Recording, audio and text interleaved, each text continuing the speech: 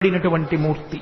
అటువంటి మహానుభావుడు ఏ చేతితో దశావతారాలలో ఉద్ధరించాడో ఆ స్వామి దర్శనమే దశావతార దర్శనము.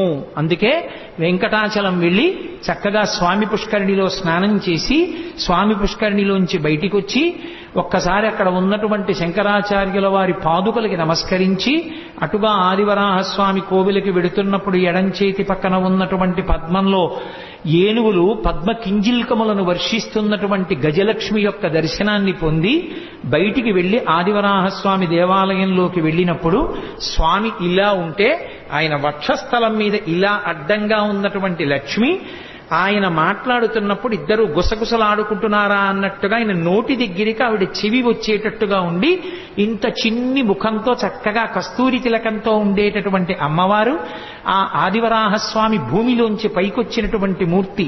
ఆ ఆదివరాహస్వామి దర్శనం